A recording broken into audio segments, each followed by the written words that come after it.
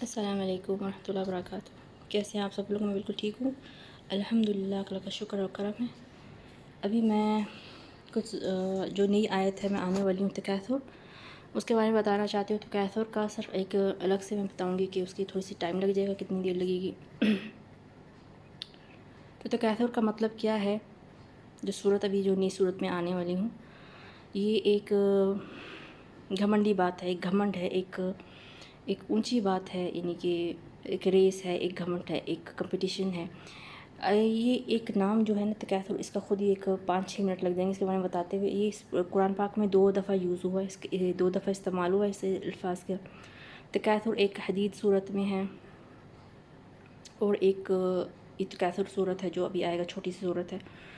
یہ اس کی فضیلت میں بتا دوں پہلے، اس کی اتنی فضیلت ہے کہ اگر یہ پڑھیں، اگر اسے وہ پڑھیں، اسے جب پڑھا جائے اسے نماز میں، تو کہتے ہیں کہ 70 فرشتے اس کی مغفرت کے لیے اللہ سے درخواست کرتے ہیں کہ اس کو معاف کر دیا جائے۔ اتنی اس میں برکت ہے اس کو پڑھنے والا۔ اور اسے یعنی کہ اگر ضحیٰ کی نماز ہو، صبح کی جو نماز کے بعد جو ہوتی ہے 9 بجے کی نماز، جب سورج نکل جاتا ہے، تو وہاں پر یہ نماز پڑھی جائے تو اس کی بھی بہت فائدے ہیں۔ اس میں یہ صورت لائی جائے حمد کے بعد، سورۃ الحمد کے بعد، تو اس کے بہت سے فائدے ہیں، فضیلت ہے۔ اور تو میں یہاں پر بتانے والی ہوں جو تکاثر کا مطلب ہے، یہ ایک جو آج کل بہت ہی عام ہو گیا ہے، جو آج کل ہر گھر میں ہے، کوچے کوچے، کونے کونے، گلی گلی، ہر گھر میں، یعنی کہ اگر آپ بولیں کتنی دفعہ استعمال ہوتا ہے اس الفاظ کا، جو گھمنڈ ہوتا ہے، جو غصہ ہوتا ہے، جو آگ ہوتی ہے، جسے ہم کہتے ہیں ہمیں جیتنا ہے، وہ میں ہوں اس کمپٹیشن میں۔ تکاثر کا مطلب گھمنڈ ہے، اپنے آپ میں رہنا ہے، اور کسی کو دولت میں ہوتا ہے تو کسی کو بچوں میں ہوتا ہے، کسی کو خود سے ہوتا ہے، کسی کو اپنی تقدیر میں ہوتا ہے کہ میرے پاس ہر چیز ہے اللہ کے کرم سے، تو وہ گھمنڈ میں آ جاتا ہے۔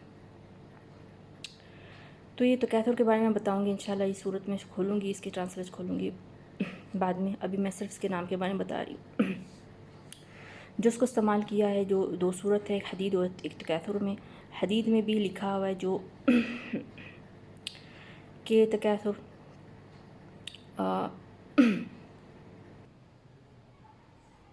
تو ابھی میں بتاؤں گی یہاں پر جو تکاثر ہے، یہاں پر سورۃ الحدید میں ہے، آیت نمبر ہے 20 نہیں 20، ٹھیک ہے۔ یہاں پر بتایا جا رہا ہے، اعوذ باللہ من الشیطان الرجیم، تفاخر بینکم وتکاثر فی الاموال والاولاد۔ یہ جو تکاثر ہوتا ہے یہ اموال میں ہوتا ہے، اولاد میں ہوتا ہے، کمثل غیث اعجب الکفار۔ تو میں صرف یہاں پر صرف اس کے بعد اس آیت نے اس جو حرف ہے اس کے بارے میں بتانا چاہتی ہوں، جو کلمات ہے یہ تکاثر، یہ ہوتا ہے انسان کو فخر جب ہوتا ہے اپنے آپ پہ یا کسی پہ، یعنی کسی چیز کے پہ وہ اپنے آپ کو رکھنے لگتا ہے۔ تو ابھی بس اتنا ہی کہ یہ جو آیت ہے جو میں شروع کروں گی، اس کا نام کا مطلب کیا ہے۔ دیکھیے یہاں پر 2 دفعہ ہے، یہاں پر بھی آیا فی الاموال والاولاد۔ یہ خاص ہوتا ہے کہاں پر ہوتا ہے؟ جب جہاں بچے ہوں، میرے بچے اچھے ہیں، میرے پیسے بہت ہیں، میرے پاس ہر چیز کی خوشی ہے، جو گھمنڈ پیدا ہو جاتا ہے نا، تو اسے کمپٹیشن میں رکھا جاتا ہے بعد میں کہ مجھے دیکھو میرے جیسا کوئی نہیں، میں ہر چیز میں بہتر ہوں، اور میرے جیسا کوئی ہو نہیں سکتا۔ تو اس میں خاص اس بارے میں بتایا بھی گیا ہے کہ میں بتاؤں گی آپ کو، جب میں صورت کھولوں گی تو میں بتاؤں گی کہ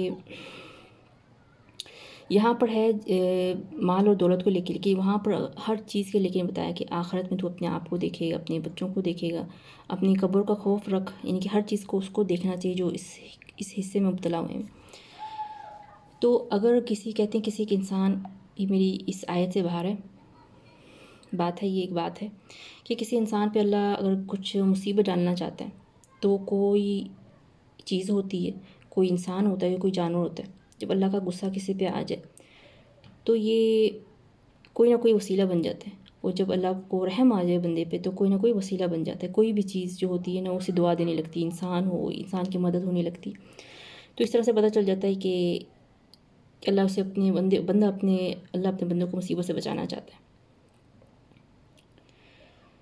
تو جب انسان کو غصہ آ جاتا ہے تو وہ کچھ کرنے لگتا ہے، کچھ برا بولنے لگتا ہے، وہ انسان نہیں ہوتا، وہ اللہ سے، یعنی کہ یہ بولیں کہ اللہ اس نے ایک ویسے بندے کو ناراض کر دیا کہ وہ اس حصے میں کھڑا ہو گیا ہے کہ میں اب اس سے ناراض ہو چکا ہوں۔ تو یہ ناراضگی جو ہوتی ہے یہ اللہ کے رضا سے ہوتی ہے، یہ ایسے نہیں ہوتا، کیونکہ جب کوئی بندہ ناراض نہیں ہوگا تو اس پہ مصیبت کیسے آئے گی؟ جب وہ ظلم نہیں کرے گا تو اس پہ آفت کیسے آئے گی؟ جب اللہ کے رحمت سے جو کو باہر نکل جاتا ہے، جو گھمنڈ ہوتا ہے تو وہ اللہ کے رحمت سے باہر نکل جاتا ہے۔ گھمنڈ کیا ہوتا ہے؟ کوئی انسان کہتا نہیں میں گھمنڈی ہوں، میں گھمنڈی ہوں، یہ بولے گا نہیں، یہ دکھائی دیتا ہے دوسرے کو، تیسرے بندے کو دکھائی دیتا ہے، دوسرے کو دکھائی دیتا ہے، پر خود کو نہیں دکھائی دیتا۔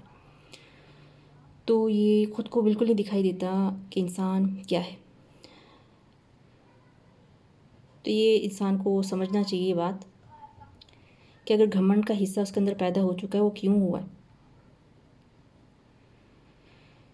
تو اللہ ہم سب کو اس ایسے گندے سوچ سے، گھمنڈ سے، اور جو کہتے ہیں میں ہوں، اس سے بچائے، عاجزی عطا کرے، محبت عطا کرے، اور دوسروں سے بھی اچھی اخلاق سے بات کرے، کیونکہ اچھی اخلاق سے بات کرنے کا مقصد یہ ہوگا کہ آپ اچھے تو ہو جائیں گے، لیکن جو سامنے والا بندہ ہے وہ اپنی ذات دکھائے گا، وہ اس کو اپنی ذات دکھانی، اچھی یا بری۔ کہ ہمارے نبی بھی بہت ہی اچھی باتیں کرتے تھے، پر پھر بھی کچھ ان کے دشمن تھے، اور دشمن کی ختم نہیں ہوتی تھی، بڑھتی جاتی تھی، غصہ بڑھتا جاتا تھا کہ کیوں اس کے ساتھ اتنی، یعنی کہ لوگ آ جاتے ہیں جہاں یہ کھڑا ہو وہاں پر اتنی اس کے ساتھ کیا ہونے لگتا ہے، رہنمائی ہونے لگتی ہے، لوگ پسند کرنے لگتے ہیں۔ جو برا بندہ ہوتا ہے، رحمت سے باہر ہوتا ہے، یہ سمجھ لے کہ وہ اس کے اندر آگ کی شدت بڑھ جائے گی، تو اسے بچنا چاہیے اس حرکت سے کہ اگر وہ مسلمان بھی ہے، حج عمرے والا بھی ہے، تو اپنے آپ کو اسی حصے سے دیکھ لے کہ وہ کہاں پر کھڑا ہے، وہ کس سے نفرت کر رہا ہے، وہ کس سے وہ ترازو میں رکھا کے بیٹھا ہوا ہے کہ یہ ایسی ویسی، تو یہ دیکھ لے آرام سے، بالکل کلیئر بات ہے۔ اور خاص جو یہ جو ملک ہے، جو یہ ملک ہے UAE جو ہے، یہاں پر بہت ہے، یہ حصہ بہت پیدا ہوتا ہے ہر گھر میں، جہاں پر یہ عربی لوگ پیدا ہوتے ہیں۔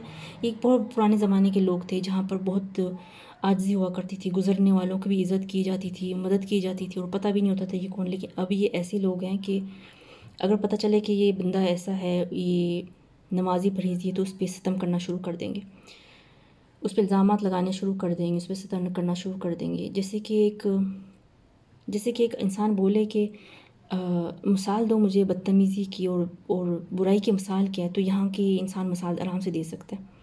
یہ لوگ ایسے لوگ ہیں یہاں کے، آپ یقین نہیں کریں گے کہ یہ گزرتے بندے کو اتنی الزام دے دیتے ہیں کہ میں سوچ سے بھی باہر ہوتا ہے کہ میں تو بس گزر رہی تھی، یہ کیا ہو گیا، یہ پہاڑ کیسے الٹا ہو گیا۔ تو یہ میرا بھی امتحان ہوتا ہے، یہ ان کا بھی امتحان ہوتا ہے۔ شدت کی یہ حالت ہوتی ہے کہ وہ ایسے غصے میں ٹوٹتے ہیں، اور میری شدت کی یہ ہوتی ہے کہ میں برداشت نہیں کر سکتی، کہ ظلم برداشت کرنا بھی ایک گناہ ہے، کہ ظلم برداشت نہیں کرنا چاہیے، اتنا کہ حد ہو کہ اس سے زیادہ برداشت نہیں کرنا چاہیے، کیونکہ برداشت ہو ہی نہیں سکتا، برداشت کہاں سے کریں گے۔ تو یہ بالکل غلط بات ہے، جب میں ایسی ہو رہی ہوں تو یہ اللہ کی رضا ہے، اللہ کی رضا ہے کہ میں غصہ دکھا رہی ہوں اپنا، میں غصے میں ہوں، تو یہ اللہ کی رضا سے ہو رہا ہے، اور یہ اللہ ہی چاہتا ہے، اگر اللہ نہیں چاہے تو اس کے بنا پتہ نہیں ہلتا۔ اور یہ اب فیصلہ کون کرے گا صحیح ہے غلط، کہ میں صحیح ہوں، یا یہ آپ تیسرے بندے پہ چھوڑ دیں۔ وہ اور بات ہے کہ پیسے والوں کی پوری دنیا ہوتی ہے، پیسوں والوں کی پوری دنیا ہوتی ہے، زمین آسمان ہوتا ہے، تو پھر سے وہی بات، جو مسکین ہے وہ پھر سے مسل جاتا ہے، کچلا جائے گا، اس کی عزت، اس کی بات کہیں سے بھی سنی نہیں جائے گی۔ تو یہ تکاثر کا مطلب بس کہ دل پہ ہی ہے، یہ گھمنڈ، اور یہ جو میں ہوں، تو نے مجھ سے ایسا کہہ دیا، تو نے مجھ سے ایسا رویہ کر دیا، اب میں تجھے بتاتا ہوں، اب میں تجھے دکھاتی ہوں۔ یہ بس یہ اللہ پہ چھوڑ دی جائے کہ جہاں پر معافی نہ دی جائے اور بخشش نہ ہو، اور اپنے چھوٹے چھوٹے بھی اجر پوری دنیا کو دکھایا جائے، میں اپنے اجر پوری دنیا کو دکھاؤں، تو یہ اچھے بات لگے گا۔ بس یہ تیسرا بندہ ہی جانے گا کہ کون غلط ہے کون صحیح، اور سب سے زیادہ جو جانے والا رب العالمین ہے۔ اس بات کے ساتھ میں چھوڑتی ہوں، انشاءاللہ میں صورت کے ساتھ آؤں گی انشاءاللہ۔ اب تو اتنی سی بات، اللہ سب کے ساتھ اپنا ہاتھ و رحم رکھے۔ اپنی رحمنائی میں، اپنی مہربانیوں میں رکھے، اپنی رضاؤں میں رکھے، آمین یا رب العالمین۔